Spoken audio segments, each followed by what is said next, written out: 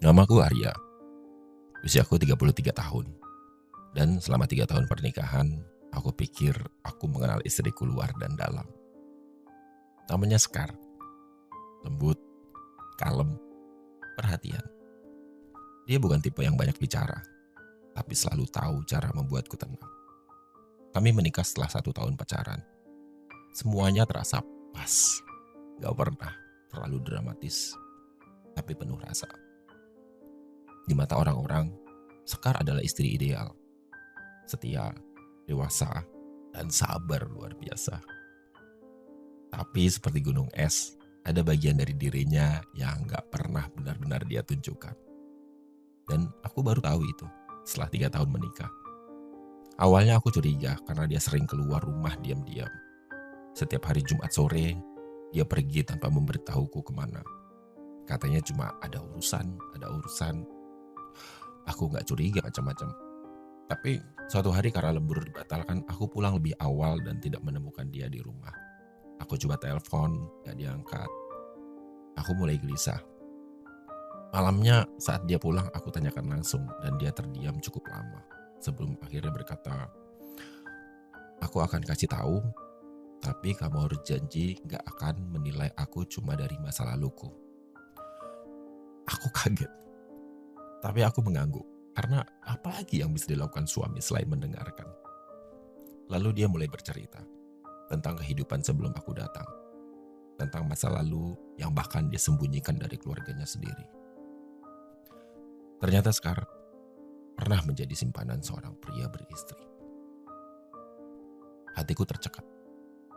Jantungku berhenti saja. Bukan karena jijik, bukan karena marah, tapi karena aku gak pernah membayangkan wanita selembut dia pernah terjebak dalam luka sedalam itu. Dia melanjutkan cerita. Itu terjadi ketika dia masih berusia 24 tahun, baru saja lulus kuliah, bekerja di kota besar. Laki-laki itu datang sebagai bos, memberi perhatian, mengisi kekosongan hati Sekar yang selama ini hidup tanpa sosok ayah. Dia tahu dia salah, tapi saat itu dia sedang dalam titik paling rapuh dalam hidupnya.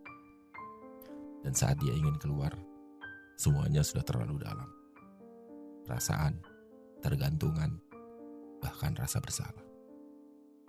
Hingga akhirnya dia memutuskan kabur dari kota itu, mengganti nomor, memulai hidup baru, dan sejak itulah dia bertemu denganku. Jumat sore itu ternyata dia rutin ke rumah singgah, tempat rehabilitasi untuk perempuan yang menjadi korban hubungan toksik dan eksploitasi. Dia membantu mereka mendengar cerita mereka, menyumbang diam-diam. Bukan untuk menebus masa lalunya, tapi untuk memastikan tak ada perempuan lain yang terjebak dalam luka yang sama. Aku gak bisa berkata apa-apa lagi malam itu. Aku hanya memeluknya erat. Karena cinta bukan tentang siapa yang bersih tanpa celah, tapi tentang siapa yang berani jujur dan gak lari dari masa lalunya. Hari-hari setelahnya terasa berbeda. Aku gak lihat Sekar seperti istri sempurna lagi, tapi sebagai manusia yang pernah jatuh dan memilih bangkit. Aku belajar satu hal besar dari kisah ini. Setiap orang punya sisi yang tidak bisa dilihat dari permukaan. Dan terkadang orang yang paling pendiam, paling tenang, adalah mereka yang sedang berperang dalam diam. Hari ini aku semakin mencintainya.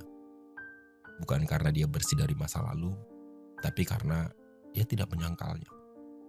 Dia menghadapinya dengan kepala tegak, dengan hati yang matang. Dengan keberanian yang membuatku ikut belajar menjadi pria yang lebih dewasa.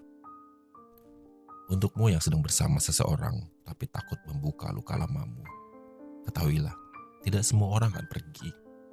Dan untukmu yang sedang mencintai seseorang, ingatlah, cinta yang dewasa bukan mencari yang tak bercela, tapi memilih untuk tumbuh bersama dari luka yang saling diterima.